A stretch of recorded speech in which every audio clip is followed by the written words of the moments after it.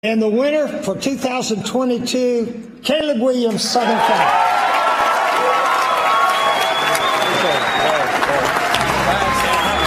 Thank you very much.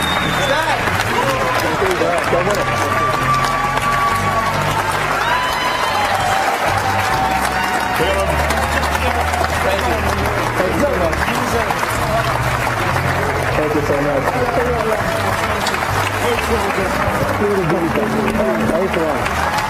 Congratulations. This is yours, sir. Thank you. See how it feels. Give it a lift, and then the podium is all yours. Man.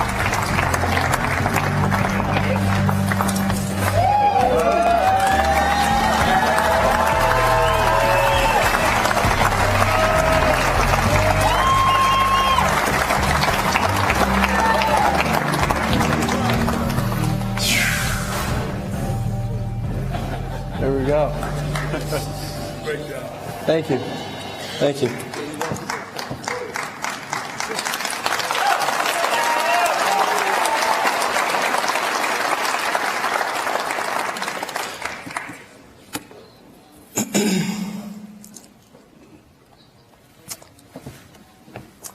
First, I'd like to say thank you. Thank you. This is really awesome. This is really awesome to be up here.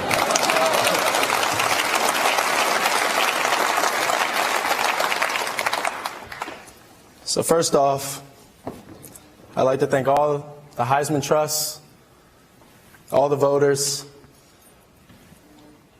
the finalists that sit right here in front of me, CJ, Max, Stets. You guys are unbelievable competitors. And I'm so happy to be up here with y'all. Knowing Stets from when I went to Georgia on my visits, and him being my host, which is kind of funny that I'm up here with him now. But we've all been through this journey these past couple of days together.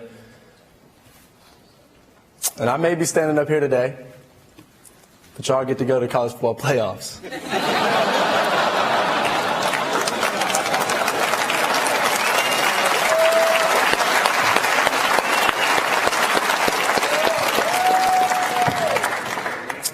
Guess you can't win them all.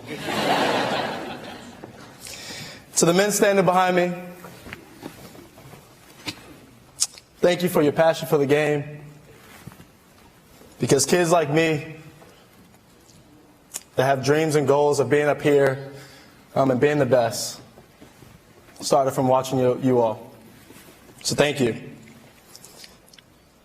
Next, special shout out to my fellow Trojan, Matt, Cars, Mike, for always supporting me since I've made this journey across the country to USC.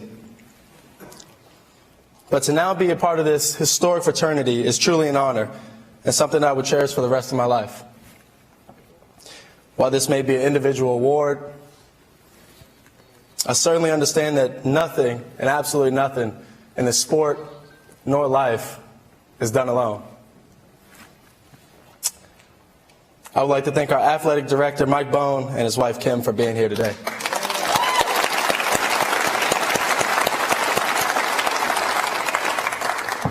Mike, I appreciate you for always making us the best student athletes possible. My teammates and I greatly appreciate you and all you've done for USC.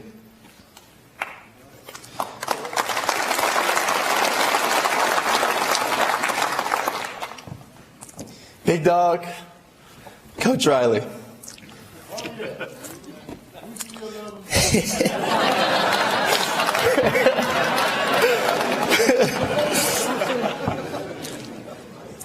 We committed to each other on two separate occasions, but with the same dream. As we say, and you've heard me say in the locker room, there can never be a great book or a great story without some adversity in it. So since our OU days, we've been through a lot. And even the sudden change in Phil from Norman, Oklahoma to the University of Southern California our dreams have not changed. They say either change your dreams or change your habits, and I damn sure weren't going to change my dreams.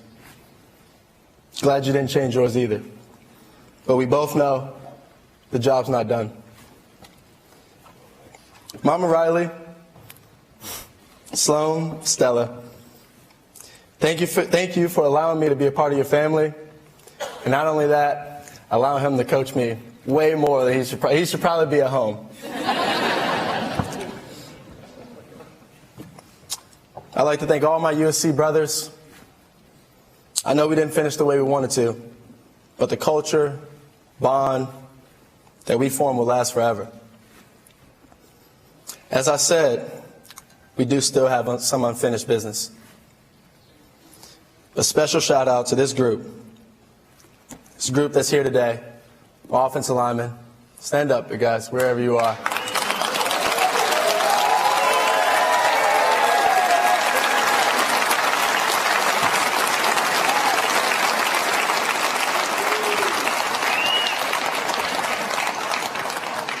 Who are all here to celebrate our accomplishment.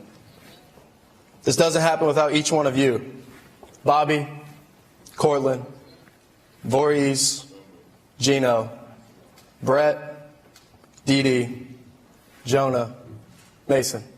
Thank you. Thank you.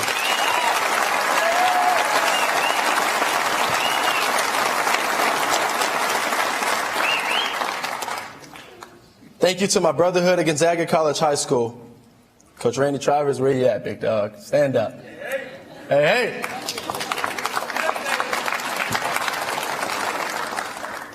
You had the courage to start a 9th grader in the toughest high school conference in the country. The Gonzaga experience, both on and off the field, helped me to prepare me in more ways than you can imagine.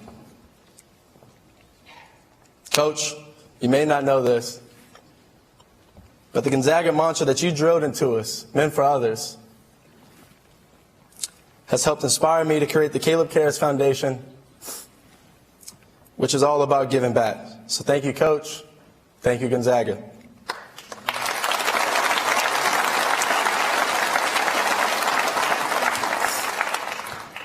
It is important to surround yourself with good people and a team that you can trust. Special thanks to Mama Judy, Cody and Phil. Now to my mentors, Coach Mark, Coach Russ, and Coach Basha. I appreciate you for always holding me accountable as the man and as a football player, and always speaking the truth to me, even when I don't want to hear it. You taught me how to be a QB and not play the position of QB. You taught me how to look at myself in the mirror and like the man that's looking back. And now,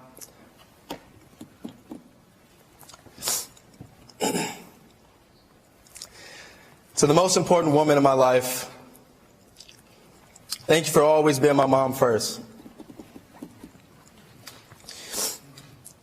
The woman behind the scenes who has a smile on her face and is willing to help others. You're an inspiration to me in many ways. To the old man over there, my dad. He always walks to the beat of his own drum. Thank you for showing me the way. You instilled a work ethic in me at a young age that I can't thank you enough for. From the training sessions and the late night practices, even opening Athletic Republic so my guys and I could go train. You're always there for me, making sacrifices in your life so I can achieve mine. My dreams, which eventually became our dreams. It may seem to go unnoticed and unappreciated, but you mean the world to me.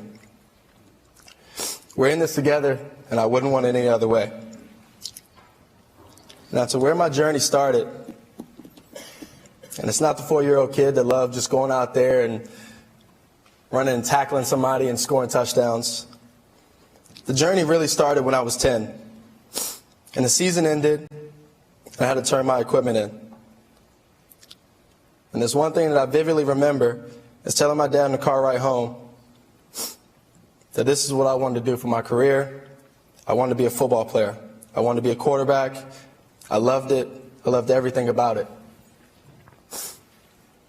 Fast forward a couple years later, I'm crying in a hotel room. And many of you have probably seen me cry after a loss. My team and I just lost a national championship, and I didn't get the chance to play. My coach told me I was too small. That night, a fire ignited in me. That night, I decided to play quarterback and not only be playing quarterback, but to be the best quarterback. I wanted to impact the game. I wanted to share the ball with all my teammates. And if you know me and my dad, very plan-based. We stayed up all night putting together a plan. And the journey/plan went like this. 5:30 a.m. Breakfast Club workouts. We also had 6:30 in the p.m. lift, running, conditioning, getting bigger, stronger, and faster. We had nutritionists, sleep patterns, sports psychologists, coaching experts, and learning and playing the game. The more I learned, the more I wanted. But the path hasn't always been easy. And this is me speaking to the 11-year-old out there who's watching right now, who was told you're too small, like they told me. Go out there, show them how big your heart is. To the 7th grader who was passed over on the team like I was, use that adversity to ignite your passion like I did. To the 9th grader out there who no one believes can make varsity, you can if you believe. For the 10th grader losing in the championship game, but had belief that we were going to come back and win, down 20 in the first half. Always believe that there's one more Hail Mary up your sleeve. And to the college freshman who was fighting for a chance to contribute and get on the field with your brothers, your time is coming. Keep going. And if you lose your bid to get into the college playoffs, know that you'll get through it like I did and like I just learned. Back to work. The job isn't done. The early setbacks that I encountered lit a fire in me. It started my journey. Your journey will be your own. Just keep believing and keep pursuing your goals. If you're willing to put in the work and surround yourself with positive people, you can achieve anything. I used to write down my goals in a journal. And what used to just be words on a piece of paper has me standing here today. So everyone, dreams really do come true. Thank you. Fight on.